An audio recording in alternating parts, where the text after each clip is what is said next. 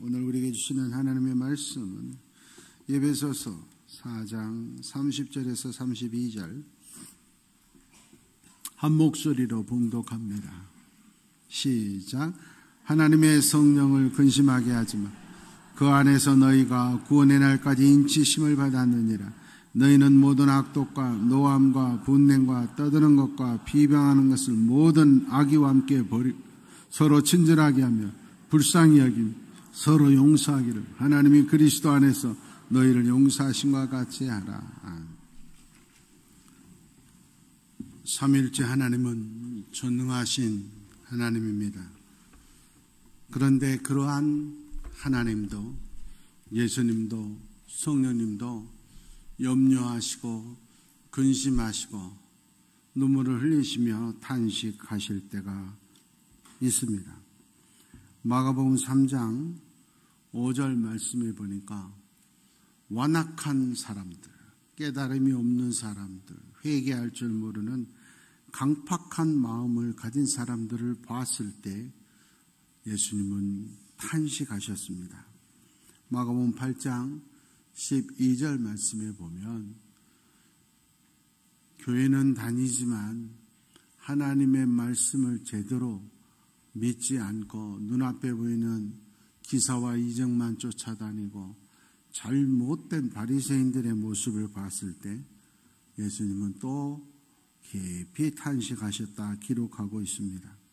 로마서 8장 26절 말씀에 보니까 성령님도 말할 수 없는 탄식으로 우리를 위하여 기도하고 계신다 그랬습니다. 얼마나 안타까웠으면 하나님 보좌 우편에서 우리를 위하여 깊이 기도하고 계시는 예수님, 오늘 또 살아계셔서 우리를 위하여 탄식하며 기도하시는 성령님의 모습을 성경은 기록하고 있습니다. 창세기 6장 6절 말씀에 보니까 하나님이 만들어 놓은 창조물 가운데 가장 최고의 작품, 가장 사랑했던 인간들 때문에 그들이 오히려 하나님을 대적하고 하나님을 알지 못할 때 하나님도 후회하시고 탄식하시고 근심하셨다 이렇게 기록하고 있습니다. 하나님께서 나 때문에 탄식하고 계시지는 않는가? 우리 교회 때문에, 이 나라 대한민국의 교회 때문에 기뻐하셔야 될 하나님이 오히려 근심하시지는 않는가? 오늘 우리를 돌아봐야 할 때입니다. 오늘 성경은 하나님이 사랑하는 사람들이 어떤 경우에 가장 탄식하시느냐, 가장 염려하고 근심하시느냐 기록하고 있습니다. 우리가 얼핏 생각하면 예수를 믿는다고 하는 우리가 도둑질하고 간음하고 살인하고 뭐 이러면 하나님이 가장 가슴 아파하시고 성령이 근심하실 것 같은데 그럴 때가 아니고 오늘 성경에 기록된 대로 표현을 하면 악하고 노하고 화내고 떠들고 헛소문 내고 뒤에서 당을 짓고 비방하고 이럴 때 하나님이 성령님이 제일 근심하신다. 화를 내고 다툼을 일으키고 파당을 짓고 시기하고 질투하고 이런 게 살인하고 간음하고 도둑질하는 것보다 훨씬 착한 것 같은데 하나님은 오히려 성령님은 오히려 예수님은 오히려 더 큰 문제를 보고 계신다. 더 큰 죄라고 보고 계신다. 왜 그럴까요? 살인하고 간음하고 도둑질하고 이런 죄를 지으면 교회에 다닌 사람들은 성령이 역사하게 돼 있어요. 양심을 자꾸 찔르는 거예요. 반드시 회개하게 만들어요. 가서 자수해라. 심판을 받아라. 자백해라. 그리고 다시는 그러지 마라. 이런 죄 지은 사람들 보면 대부분 설교 말씀을 듣고 또는 기도하다가 성경을 보다가 회개하고 거듭나는 경우가 대부분이에요. 그런데 뒤에서 숨어서 시기하고 질투하고 문제를 짓고 음모를 꾸미고 파당을 짓고 이런 사람들은 회개를 안 해요. 자기들이 지금 성령님을 근심하게 할 만큼 무서운 죄를 짓고 있는 걸 몰라요. 오히려 자기들이 더 정의롭다고 생각해요. 그러니까 회개할 줄 모르니까, 깨닫지 못하니까 계속해서 점점 강팍해지고 결국은 죽음의 멸망의 길을. 살인자도 거듭날 기회가 있어요. 간음하고 도둑질하는 자도 거듭나요. 그러나 뒤에 숨어서 모함하고 파당짓고 시기하고 질투하고 걸핏하면 화를 내는 사람들이 있어요. 다른 사람들은 모르지만 예수 믿는 사람들이 자꾸 화를 낸다는 건 가짜예요. 잘못 믿은 거예요. 화를 자꾸 낸다는 건 저 사람이 잘못해서 그런 거 아니에요. 내가 아직 덜 돼서 그런 거예요. 똑같은 잘못한 사람 보고 어떤 사람은 오히려 격려하고 위로하고 싸매워주고 오히려 품어주는 사람도 있어요. 내가 지금 예수 사람 덜 돼서 화나는 거지, 내가 성질이, 나는 정의롭기 때문에 화내는 거 아니에요. 어떠한 경우에도 화내는 거, 혈기는 마귀가 하는 거예요. 그런 자들을 성령님은 근심하고 계신다 그랬습니다. 잠언 6장 14절 그리고 28절의 말씀을 보면 자꾸 뒤에서 다툼을 조장하는 사람들은 교회를 위해서가 아니라, 가정을 위해서가 아니에요. 조직을 위해서 그런 게 아니라 마음에 악한 마음이, 마귀가 주인이기 때문에 그런 거예요. 그런 사람들은 자, 숯불 위에 서 있어 봐라. 당연히 발이 타죠. 화상 입습니다. 똑같다. 자꾸 뒤에서 못된 짓 하는 사람은 반드시 불에 태워지는 날이 온다. 그러니 안타까워. 그러니 회개하지도 못하고 매맞을 걸 생각하고, 그래도 회개하지 못하면 망할 걸 생각하니까 성령이 근심하신다. 예수님이 탄식하고 계신다. 그 말이에요. 잠언 20장 3절 그리고 28장 25절에 보면, 그러므로 자꾸 뒤에서 불평불만을 일으키고 다툼을 일으키는 사람은 멀리 해야 된다. 끊어버려야 돼요. 왜? 그 사람들은 올바른 길을 가기 위해서 문제를 지적하는 게 아니라 자기 욕심 때문이다. 욕심이 많은 자가 자꾸 문제를 제기하고 다툼을 일으키고 불평불만을 한다. 욕심 때문에. 거기에 동조하면 자기도 같이 망한다. 불이 타고 있는데 같이 있으면 자기도 태워 죽는 거예요. 고린도후서 12장 20절 말씀에. 그래서 바울 사도가 말하는, 야, 이런 자들은 있으면 안 돼. 이런 건 신앙이 아니야. 다툼, 시기, 분냄, 당짓는 거, 비방하는 거, 수군거리고 거만하고, 이런 것들은 신앙이 아니다.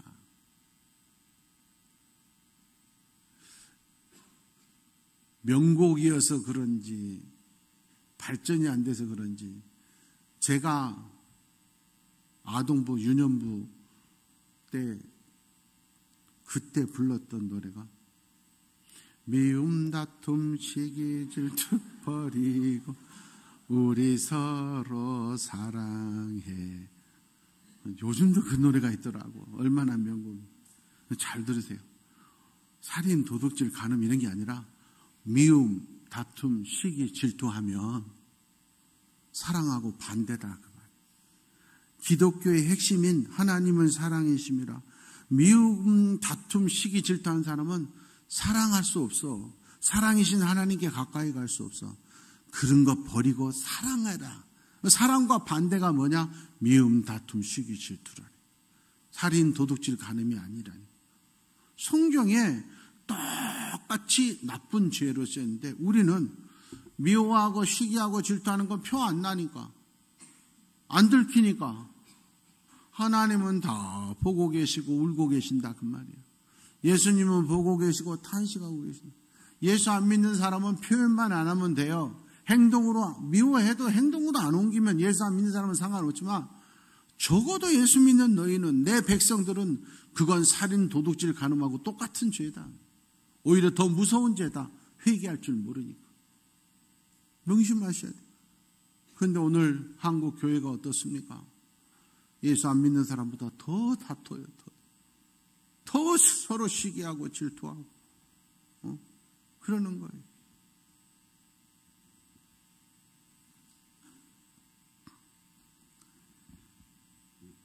고린도후서 12장 20절 말씀.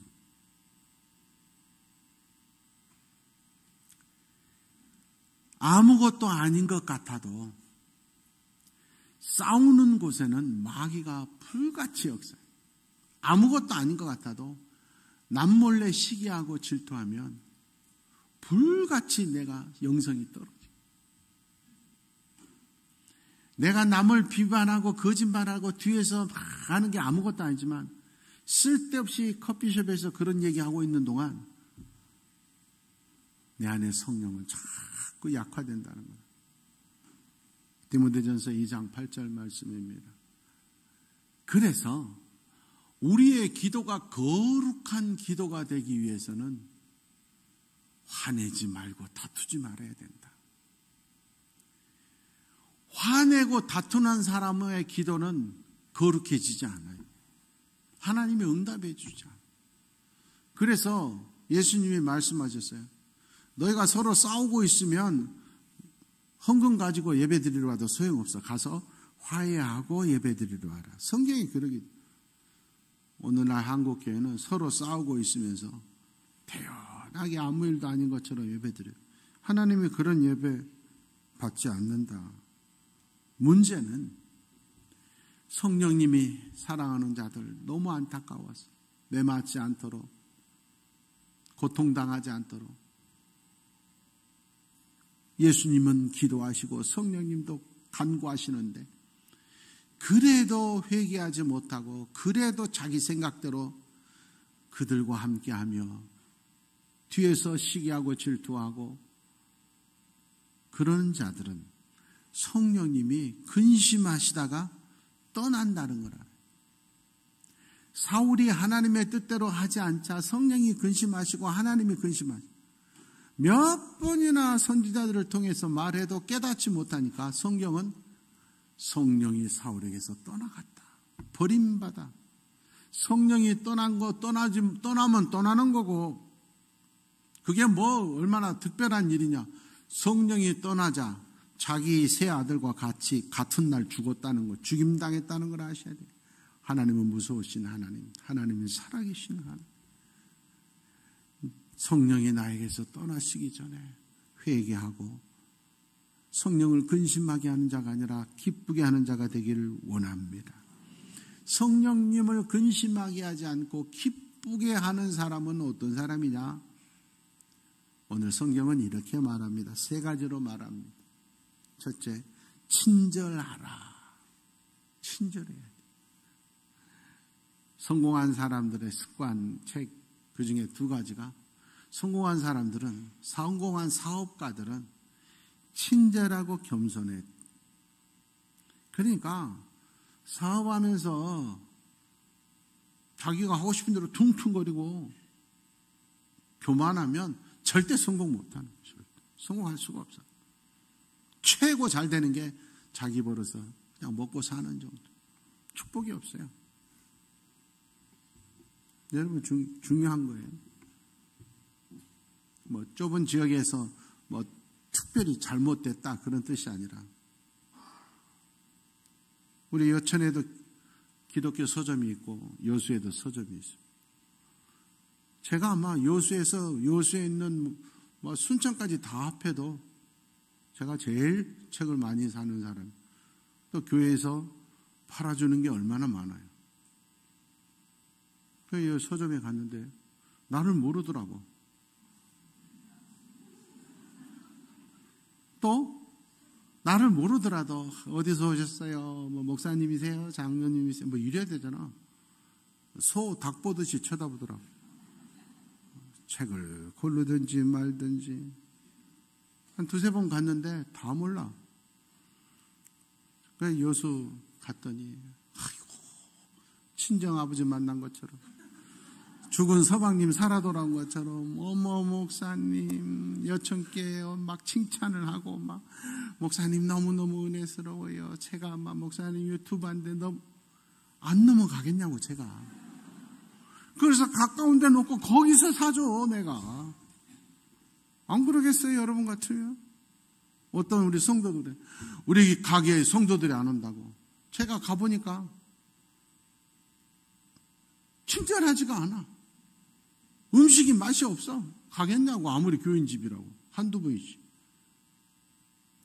친절은 진실이 동반되지 않으면 효과가 없어요.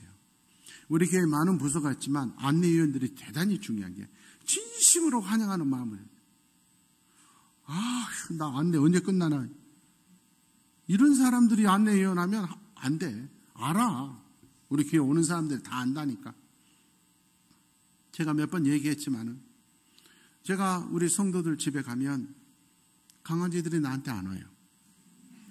내가 걔네들한테 야 나는 강아지 싫어하니까 오지 마라 이런 적 없어. 근데 가면 안 와. 애들이 기가 막히게 알아. 근데 우리 이정식 목사는 가면 항상 그냥 지나치는 법이었으면 목에 이러고 막 되게 이뻐해. 걔들이 이 목사한테는 막 털 달려가. 나한테는 안 와. 저 인간은 우리 종족을 싫어한다 알아. 걔도 알아. 사람이 모르는 줄 아세요? 주일날 만나 어머 집사님 권사님 하니까 모르는 것 같아? 알아. 하나님 때문에 참는 거야. 모른 체 하는 거야. 36년 동안 목회한 목사가 모를 것 같아?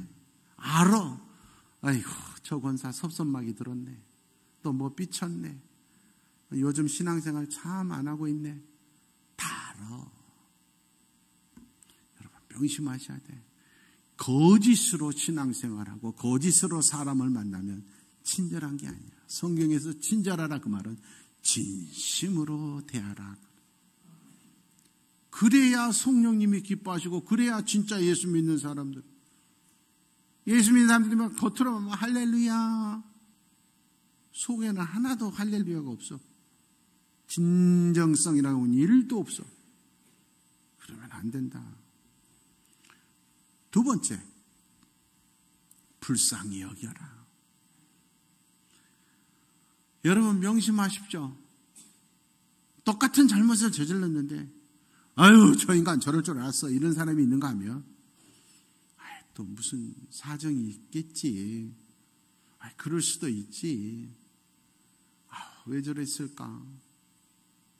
연민을 마음을 갖는 사람.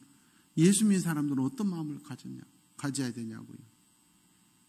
여러분 세상은 100대 0으로 잘못된 경우 없어요. 대통령 싫다 좋다가 있지 빵점은 없어. 빵점짜리 대통령은 없어요. 다수가 뽑은 대통령이야. 국회의원 빵점짜리 없어요. 다수가 제일 많은 사람들이 좋다 그래서 당선됐어. 그런데 항상 지적만 하고 자기가 무슨 독립투사라고 독립군이라고 그러면 안 돼. 그럴 수 있어요. 오죽했으면 그랬을까. 나라도 그랬을 거야. 가끔가다 저하고 우리 집사람하고 둘이 그런 얘기 종종 하고 둘이 서로 웃어.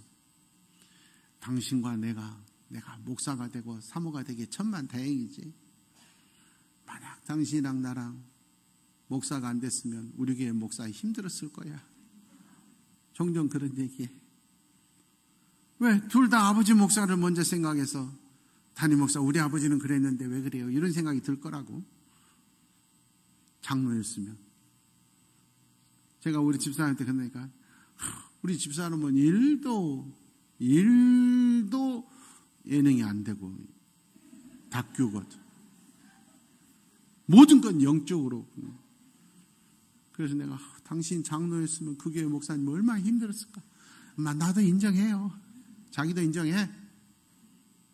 다 그래. 장로 입장에서는 그럴 수도 있지. 그러는 거야. 여러분 중요한 건 다른 사람들의 입장을 인정하면 그게 오히려 나에게 유익해요. 미워지지 않아. 그럴 수 있다. 미워지지 않아. 그런데 이해를 못하면 미워요. 미워. 그래서 나 처음에 목회할 때는 미운 사람들 있으면 그쪽 안 쳐다봐. 이쪽만 보고. 이거 뭐 성질나. 뭐 내 설교 듣고 예배 같이 듣고 뒤에 가서 딴소리 하는데 이쁘겠어? 아이. 또 그때 마침 선배님 한 분이 그래서 이쁜 사람들만 보고 목회하래. 그래서 성가대만 보고 하는 거야. 할렐루야. 안 봐, 이쪽은. 세월이 지나면서, 회개. 그게 목사가 임마, 그것도 못 품어주면 뭔 목사냐. 그러고 나니까 미움이 없어져. 여러분, 성경이 다른 사람, 잘못한 사람을 불쌍히 여기라. 그건 나를 위한 말이야. 오히려 나에게 축복이야. 할렐루야. 그래야 성령님이 기뻐하신단 말이에요. 자꾸 비판하고 정죄하면 성령이 근심한다. 마지막으로 용서하라. 여러분 명심하십시오. 똑같은 상황에서 용서한 사람이 있고 똑같은 상황에서 싸우는 사람이 있고. 우리 신앙이 그렇잖아요. 똑같은 환경에서 하나님 내가 왜 이런 일을 당해야 됩니까? 분노하는 사람이 있는가 하면 하나님 이 와중에 이만큼이라도 하게 해주셔서 감사합니다. 이게 다르다니까. 이번 금요일 날 우리 캄보디아 뮤지컬 팀이 왔잖아요. 참 은혜스러웠는데 그 팀도 그러더라고요. 지금까지 그렇게 많이 공연하고 그랬지만 우리 여천교회를 제일 잊을 수 없습니다. 너무 감사합니다. 몇 번이나 문자를 보내고 전화를 하고 그렇더라고요. 또 우리 청년들이 같이 식사도 하고 그러면서 또 얼마나 잘했는지 너무너무 꼭 캄보디아로 청년들 보내주라고. 그래서 보내줘야 될 것 같아요. 하여튼 막 너무너무 기뻐하셨는데 보십시오, 여러분들.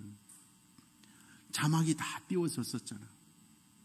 그런데 캄보디아 사람들이 한국말로 하는데, 뮤지컬을 하는데 틀린 단어가 몇 개 없었어.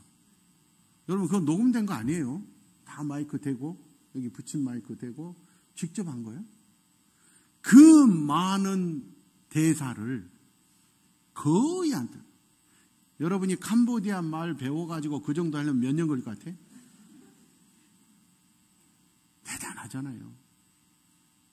노래 훨씬 잘할 수 있었는데 캄보디아는 에어컨이 없잖아요. 에어컨 때문에 목에서 노래가 조금 약했다고 그러더라고요. 그런데 보십시오. 그런 20년 만에 선교사님이 그런 걸 할 때 그 선교사님은 아기가 없어요. 하나님께 기도한 거예요. 하나님, 아들이든 딸든 한 명 주십시오. 얼마나 기도했겠어? 근데 아이가 없어. 이랬을 때 어떤 사람들은 왜 내가 아이가 없습니까? 그랬을 거 아니야. 그런데 이분들은 하나님이 아이를 안 주신 건 아이 없는, 부모 없는 아이들을 잘 키우라는 뜻인가 보다. 그래서 캄보디아 가서 2명을 키우기 시작한 게 4명 되고 10명 되고 20명 되고 30명 되고, 그래서 하나님이 내 핏줄이 있는 아이는 안 주신 덕분에 수백 명의 아들, 딸 생겨났습니다. 똑같은 환경에서. 여러분, 1년에 한 번씩 공연했는데, 작년에도 공연을, 이제 캄보디아에서도 뮤지컬 공연을 했는데, 우리나라로 치면 뭐, 얼마나 예술의 전당처럼, 거기가 600석이래. 근데 캄보디아 문화는 그런 거 없잖아요. 600석도 어마어마한데, 꽉 찼대요. 얼마나 이 뮤지컬 팀이 선망의 대상이겠어? 그런데 이 선교사님이 철저하게 한다는 거예요. 2가지를 해야 돼.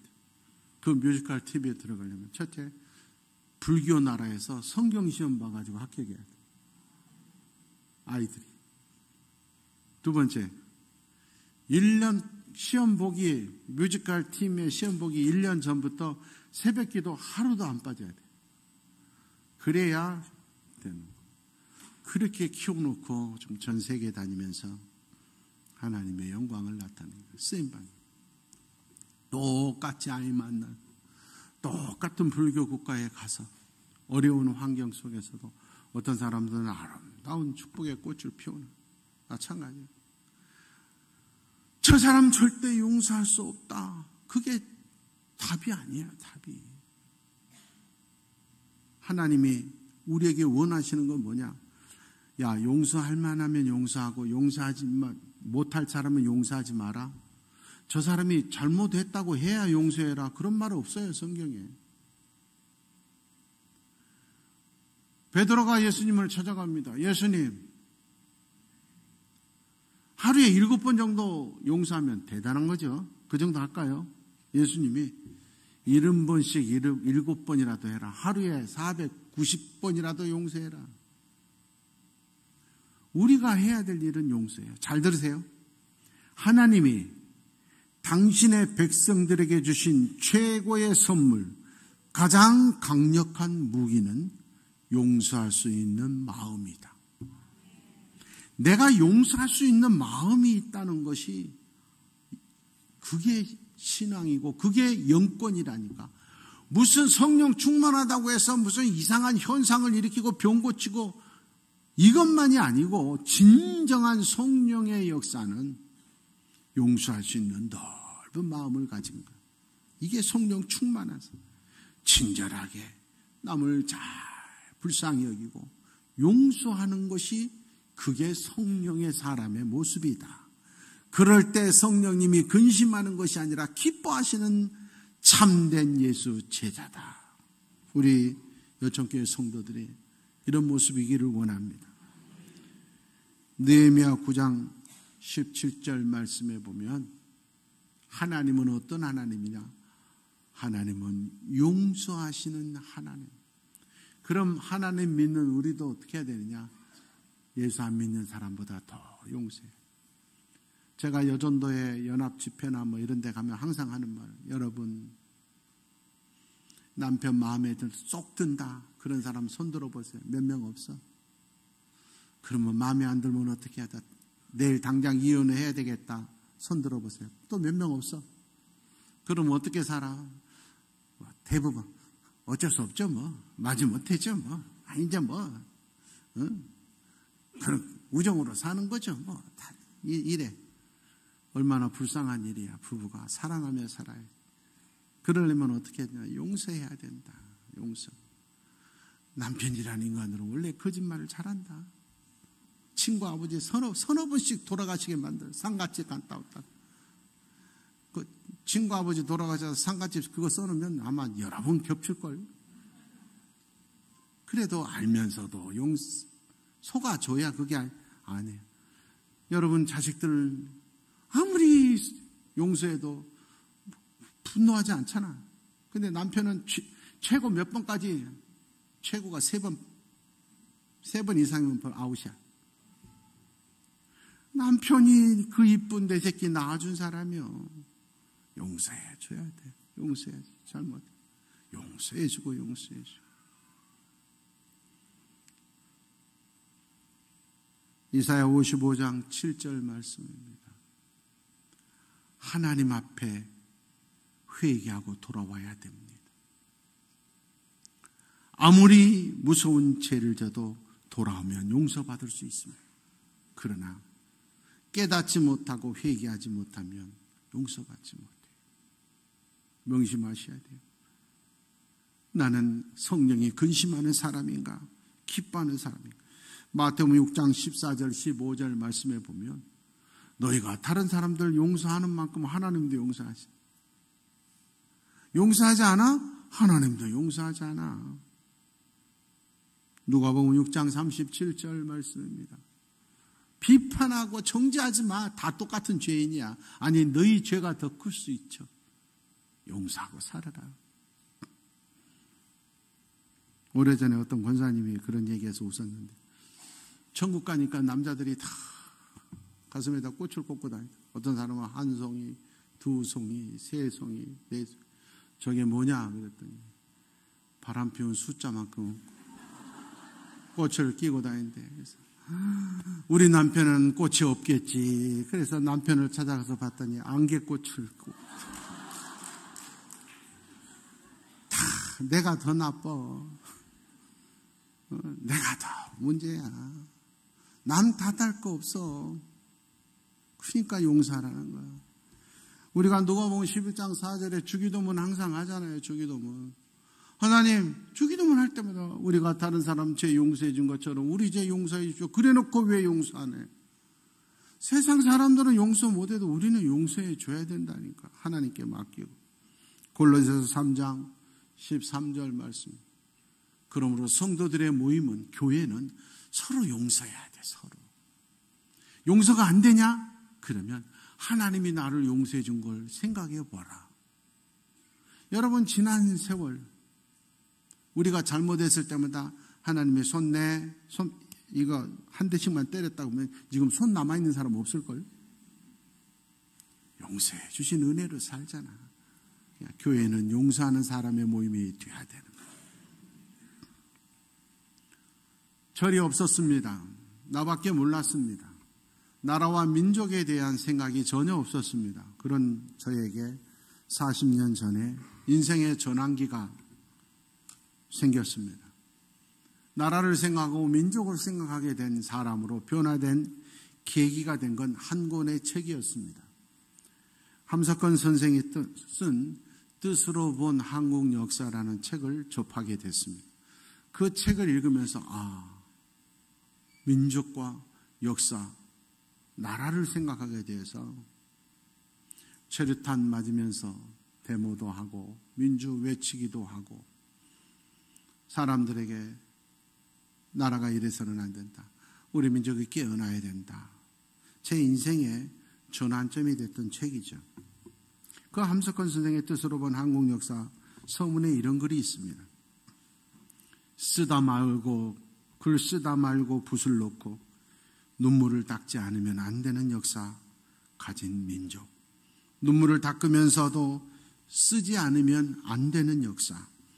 그래, 수천 년을 두고 매맞고 짓밟히고 조롱받고 속임당하는 이 백성을 생각하면 눈물 없이 넘어갈 수 없다. 나는 나밖에 모르고 살았는데 어떤 분은 민족을 생각하며 눈물을 흘리며 글을 쓰고 있었다는 그 사실이 저를 뜨겁게 만들었고 애국심에 불타던 시절이었습니다. 여러분, 나라 없는 민족은 없습니다. 나 잘 먹고 잘 살고 장바구니 물가 이것만 신경 쓰고 살아서는 안 됩니다. 특별히 그리스도인들은 나라와 민족을 생각해야 돼요. 지금 대한민국은 대단히 위기의 순간에 있습니다. 저마다 다 자기밖에 모릅니다. 저마다 다 손해보려고 하지 않고 양보하려고 하지 않습니다. 여러분 생각해보세요. 우리 지역 죽어도 쓰레기 소각장 설치 결사반대. 공무원들이 시의회에서 토론하고 해서 정했으면 따라가줘야 돼. 우리 동네는 안 돼. 그럼 다른 동네는 어떻습니까? 할렐루야 그러겠습니까? 님비 현상에 빠진 이민족. 나 편하게 살자고 자식을 낳지 않는 이민족. 자기의 잘못은 돌아보지 않고 어떤 사람 잘못하면 신상 털기를 해가지고 순식간에 전국으로 사돈의 8천까지 완전히 마귀를 악마로 만들어버려. 여러분 죄 지을 수 있어요. 그런다고 신상 털기 해가지고 완전히 살 수 없으니까 자살할 수밖에 없게 만들어버리는 이 못되는 거예요. 젊은이들이 노인네를 때리고 발로 차는 걸 찍어가지고 그걸 자랑으로 내시는 시대가 되어버렸어요. 보험금 때문에 배우자를 죽이고 부모를 죽이는 무서운 시간. 이때 이 민족이 깨어나기 위해서는 교회가 깨어나야 돼요.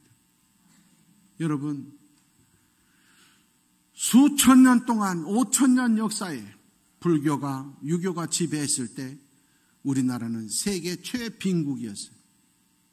최하위 가난한 나라예요. 그러나 기독교가 들어오면서부터 나라가 부흥하기 시작해가지고 지금 세계 10위 안에 드는 어마어마한 축복받는 나라가 됐어요. 기독교가 들어와서.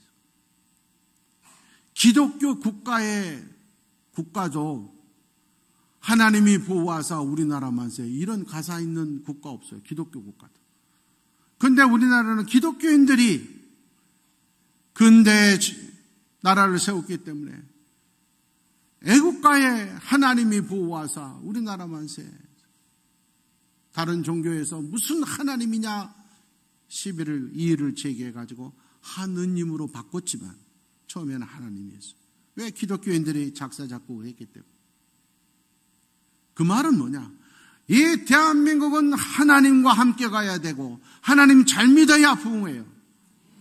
우리나라가 가장 경제 발전을 엄청난 속도로 했던 시기에는 교회가 가장 부흥하던 시기에서 전국 방방곡곡 기도는 차고 넘쳤고 새벽 기도도 차고 넘쳤고 부흥회를 차고 넘쳤어요. 성도들이 넘쳐게 기도했어요. 그때 우리나라가 가장 잘 살았어요. 대한민국은 하나님이 선택한 또 다른 이스라엘이에요. 하나님이 보호하셔야 잘 살 수 있어요.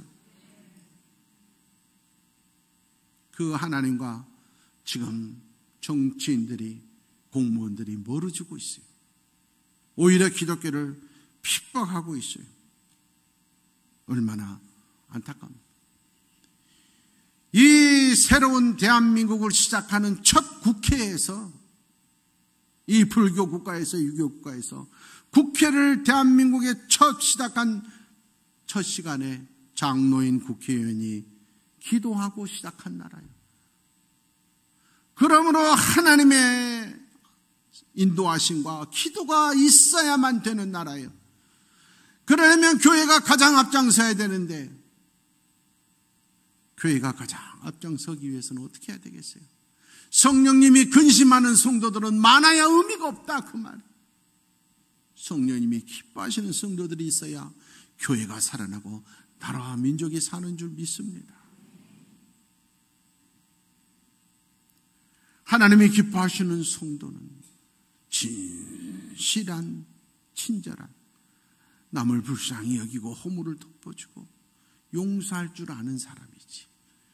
뒤에서 음모를 꾸미고 욕심만 챙기고 시기하고 질투하는 자들의 모임은 교회가 아니다. 누구든지 그리스도의 영이 없으면 그리스도의 사람이 아니라.